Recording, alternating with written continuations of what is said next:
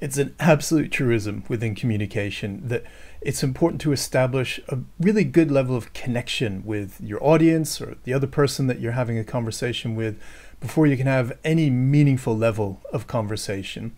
This is even more the case in a high-stakes conversation like a job interview. So this episode is going to cover some of the typical styles that you'll encounter from an interviewer, as well as go through some of the steps that you can take to help establish that kind of connection and end up with a successful interview. When I'm interviewing a candidate, I want to make sure that we do have a good level of rapport and connection. Why? For a few reasons. One, it's very much a two-way street. An interview is not only about the candidate putting themselves forward for the position, but increasingly as a candidate progresses through the layers and stages of an interview process, it does become an exercise where it balances out somewhat because the company, the employer, is also having to explain and to some extent present themselves to the candidate. The candidate may have other options, and if we have a really high caliber candidate, we need to get our message across as a company of what the culture is like, what one can expect on the job here. And this is just impossible to do if you've not built up a good rapport with the candidate.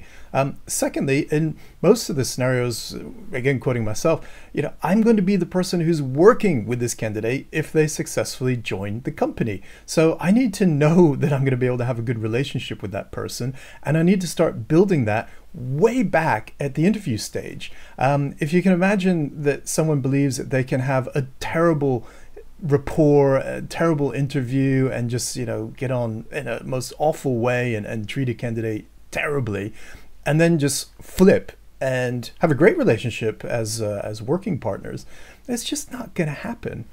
The other thing is that as part of what I'm looking for in a candidate, I'm assessing their ability to build rapport. It's not only important for the interview, but if they come on board, they're going to need to be establishing relationships with their coworkers within the company. If they have an outside-facing position, such as in customer service or sales or anything else where they are representing the company, they are the face and voice of the firm, it's really important that they're able to establish rapport, build relationships, and communicate well and effectively. So let's move on to the types of interviewer that you might encounter. To keep our analysis simple, I'm going to concentrate on just two different variables. The first is the warmth of the interviewer's personality, right? So we can put that on a scale of, exceptionally warm on one hand and frosty on the other. And most people are going to fall somewhere in between. And it's important to be able to build rapport to mirror to some extent either of those extremes. The second I'm going to cover is whether someone is quite structured or very loose. I've had job interviews where I've spoken to the hiring manager and basically it's like we're just having a conversation and it meanders around various topics and comes back off and on course occasionally, but at the end of the day that is the interviewer's style, and as the candidate it's really down to you to some extent fit yourself in with that person's style, mirroring. Now, a word on mirroring, you do need to be somewhat careful here. I mean, there's some advice that you'll see on physical mirroring, in terms of gestures, that if an interviewer is doing something like this, then it behooves you to do something similar. If an interviewer is sitting in a certain posture or pose, like so or like so, then if you're leaning your head or moving your upper torso in line with the way that they're moving, sitting forward, sitting back, that this is all intended to make the candidate feel comfortable because you're mimicking, you're mirroring what they're doing. Now, to some extent, this works and it is useful. You don't want to be completely out of kilter in any regard with an interviewer. If you have an interviewer who's very excited, you don't want to appear to be boring and super calm. On the other hand, if you have an interviewer who is super professional, quite cold about the process, well, you still can get something in common, because what you have in common at this stage is the company, an interest in the company. And if you've done your research, you got something to talk about. So it's just really crucial to make sure that you get a feel for where you're going and not overdo it. Sometimes on panel interviews, and I promise you that this actually happens, I've seen it, if you have 2 or 3 people on a panel and they've just gone through several candidates and they start to get a little bit jaded by the process. If they get a candidate who is just going a little bit over the top in terms of the mimicking of the moves and the postures, you'll start to see that there's almost this pantomime that plays out where the interviewer will start to do a few things just to see if the candidate is actually going to follow along their gestures and their mannerisms and see how far they're going to go before they realize this whole thing has been a bit of an inside joke. So don't get caught up in that trap. It's just ridiculous.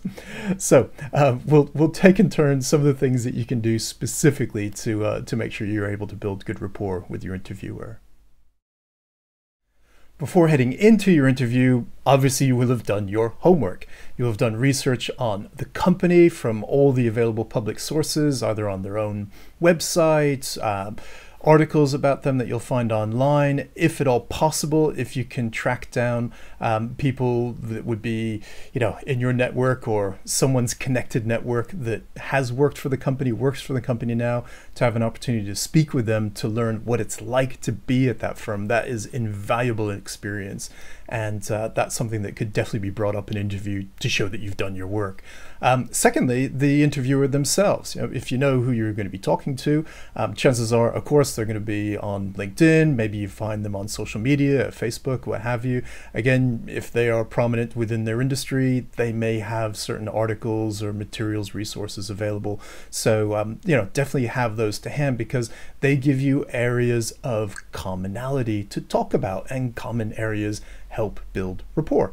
So with the interviewer, you just have to be a little bit careful to keep it off the side of being creepy. Because that can happen. As an example, I was interviewing somebody once and they'd checked me out beforehand and they'd found out through various methods that I was a surfer and I had done various things and what have you. So in the interview, this candidate just brought up the fact that, yeah, he'd done some surfing and, we talked maybe a minute or two about surfing in the beginning, and it was just a really easy icebreaker for him and for me, and it was just fine. It was a way to get on and move on with things. However, if the interviewer is feeling like almost they've been stalked, there is a potential element of creepiness that can seep in. You don't want to mention things that are too personal. Sure, if they're involved in professional activities, absolute fair game. If they're involved in some, sporting or leisure activities that they seem to post about or be involved with, again, very, very much fair game. Be really careful about things like family. Sure, if people have kids, that's a great thing to talk about if folks have kids or not or whatever. But you just don't really want to get too deep into their, personal business on a very first meeting. It's just an unwise area. For example, if you saw that this person had done a charity run for a cancer charity, great, fantastic. You might raise that in a careful way, just to suggest that, oh, hey, I saw you did some fundraising last year. That's great. I also did some fundraising for some organizations that I support. It's nice to know that, the people that I could be working with if I join this firm, have a care about things other than business, and yeah, that's great and wonderful, and really leave it at that. If you start to prod too much on why they did this race and ask them a lot of questions or what have you, you may find out that a close family member there's died of cancer. It's just not the kind of thing that they want to necessarily be talking about with a stranger, or to bring up in a professional environment. So just beware of the potential pitfalls of going too deep on a person's private life in interview scenario. Now, moving on to the company, there again, you should hopefully be able to find quite a lot of information about what's going on at the company, looking at their financials, looking at their press releases, any articles that you find on them. If, again, as I mentioned, you got access or connection to someone that you can speak with briefly who, works for them or has worked for them, then that can be fantastic. There's nothing more flattering to a company when you're sat down in an interview and they ask the question of, well, what can you tell us about the company? And it's clear that you've taken this process seriously and you've done your research, you've done your homework, you're there as an educated person having a conversation, not just on a whim. And if you've had the chance to speak with someone who's worked in the company, again, that's a great thing to drop in. Not necessarily use their name, but just say, hey, I had the opportunity to speak to someone who works with you or had worked with you, and they had these great things to say about the company. So that made me even more enthusiastic about coming to see you here today, and that raised some questions that I hope I get a chance to ask you about blah blah blah that would come up later. So all of these common areas, common interest, are going to be the stuff of building rapport, because you've got mutual interest in these things as you begin to lay out your conversation.